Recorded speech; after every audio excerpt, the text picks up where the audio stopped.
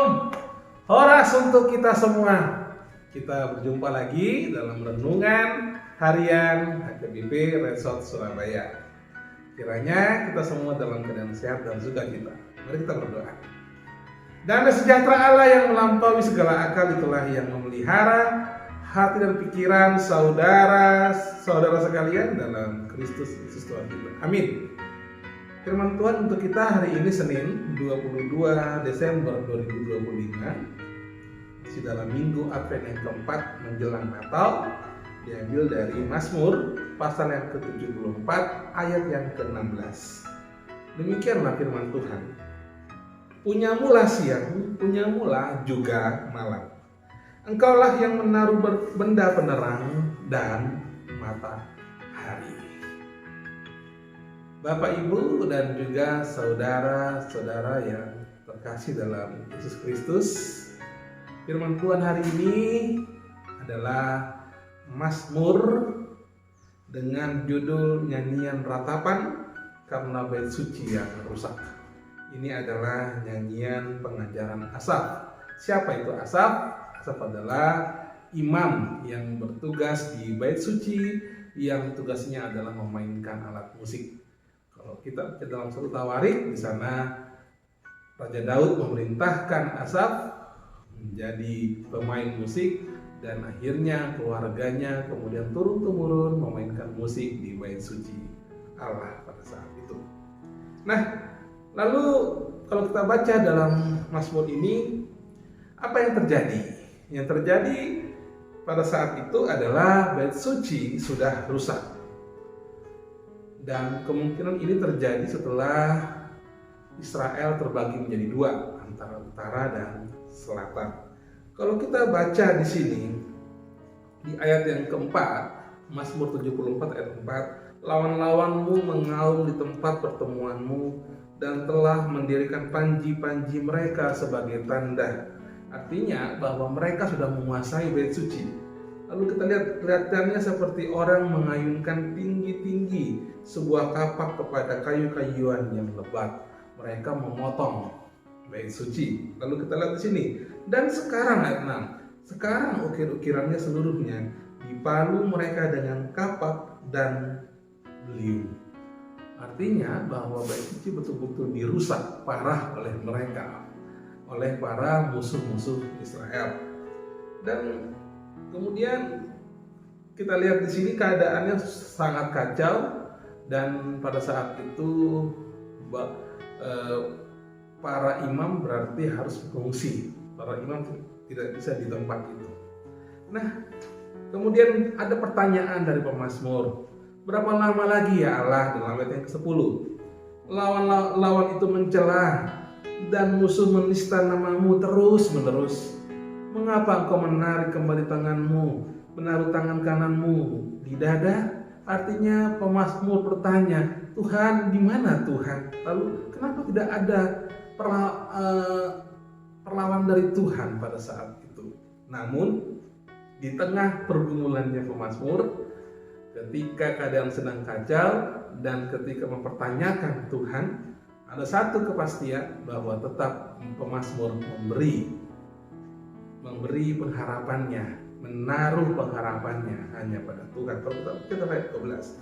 Namun engkau ya Allah adalah rajaku dari zaman purbakala yang melakukan penyelamatan di atas bumi. Bahkan kita lihat ayat yang ke-13. Engkaulah yang membelah laut dengan kekuatanmu, yang memerintahkan kepala ular-ular naga di atas muka air. Artinya bahwa Mazmur mengakui bahwa Allah masih berdaulat di tengah-tengah kekacauan yang terjadi. Walaupun bait suci hancur, namun Allah masih mempunyai kedaulatan yang penuh di sana. Bahwa Allah itu adalah yang bisa menyelamatkan satu-satunya. Dan karena itulah pemazmur kita masuk dalam nats kita hari ini, bahwa punyamulah siang, punyamulah juga malam. Engkaulah yang menaruh benda penerang dan matahari. Siang dan malam adalah lambang dari seluruh perjalanan manusia, dan secara arti bisa kita lihat siang dan malam. Siang itu bisa melambangkan sukacita, masa-masa jaya, masa-masa terang, dan juga malam duka cita, masa-masa yang gelap. Namun punya Tuhanlah siang dan malam itu. Artinya dalam perjalanan hidup manusia, baik dia ketika mengalami sukacita dan dalam kegelapan, bahwa Tuhan hadir di sana. Bahwa Tuhan hadir dan juga Tuhan berdaulat penuh atas hidup kita. Oleh karena itulah, kalau kita melihat saat ini, kalau kita saat ini mungkin dalam keadaan yang susah, dalam keadaan yang sulit, kita saat ini sedang berjalan di dalam kegelapan malam. Kita terkadang juga berjalan dalam siang. Kita dalam keadaan sukacita. Namun, Dialah yang memegang kendali atas hidup kita. Oleh karena itulah, mari tetap memandang Tuhan. Apapun saat ini kesusahan yang terjadi, jangan pandang keadaan, tetapi pandanglah Tuhan. Jadi Tuhanlah yang berdaulat penuh atas hidup kita. Apapun yang terjadi dalam hidup kita, walaupun keadaan tidak mengenakan, keadaan begitu susah, pandanglah Tuhan yang memiliki hidup kita. Pandanglah Tuhan yang tetap memegang kendali atas hidup kita. Oleh karena itu, mari saat ini, saudara-saudaraku, di tengah-tengah ketidakpastian, di tengah-tengah pergumulan dan persoalan yang kita hadapi, apapun itu, tetap pandang Tuhan. Jika kita berada dalam siang hari, berjalan dalam keadaan siang hari, bersyukurlah. Kita mungkin sedang dalam hati sedang jaya, sedang mengalami sukacita yang luar biasa, bersyukurlah, tidak apa-apa, bersyukurlah. Kalaupun kita saat ini sedang dalam masa gelap, saat ini kita sedang hancur, saat ini sedang bangkrut, firman Tuhan tetap menyinari kita. Tuhan tetap pegang kendali hidup kita. Kita tidak akan pernah jatuh tergeletak. Dialah, dikatakan ayat 17, Engkaulah yang menetapkan segala batas bumi, musim kemarau dan musim hujan, Engkau yang membuatnya. Dia akan mengubah hidup kita. Dia yang berpasang atas hidup kita. Oleh karena itu, bersyukurlah. Menjelang Advent menjelang Natal ini, mari kita siapkan hati kita, mari kita siapkan diri kita menjelang kedatangan Tuhan Yesus yang kedua kali, agar Dia mendapati kita dengan tidak kita celah, tetapi dengan hati yang tulus, ikhlas, murni, berserah kepadanya. Amin. Mari kita berdoa. Bapa dalam surga, terima kasih untuk firman-Mu hari ini. Engkaulah yang mempunyai siang, Engkau juga lah yang mempunyai malam. Engkau yang memberikan, yang menaruh benda penerang di malam hari dan juga matahari.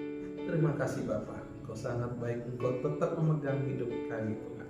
Engkau tetap pegang kendali walaupun keadaan di sekitar kami tidak baik, walaupun keadaan begitu susah yang kami alami, tapi kami percaya Tuhan bahwa Engkau tetap pegang kendali atas hidup kami, bahwa Engkau tetap tidak meninggalkan kami, dan kami memandang kepada-Mu ya Tuhan, bahwa Engkaulah sumber pengharapan kami.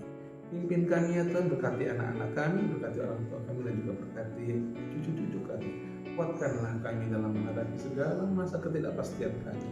Yang kami yakin dan percaya bahwa ketika hidup kami tempatkan hanya dalam nama-Mu ya Tuhan Yesus, maka masa depan kami akan cerah. Maka kami akan mendapati bahwa Engkau adalah setia menuntun kami. Terima kasih Bapa. Tuhan juga kuatkan saudara-saudara kami yang ada di Tapteng, di Sibolga, di Padang, di Aceh yang saat ini sedang kesusahan. Kiranya Tuhan yang menyertai, Tuhan yang memberikan segala sesuatu yang terbaik untuk mereka. Terpujilah Engkau ya Bapa, ampuni segala dosa-dosa kami, dan terpujilah Engkau hari ini esok sampai selama-lamanya. Kasih karunia dari Allah Bapa dan anugerah dari Tuhan kita Yesus Kristus dan persetujuan Roh Kudus itulah yang memberkati saudara-saudara sekalian. Amin. Shalom, Tuhan Yesus memberkati.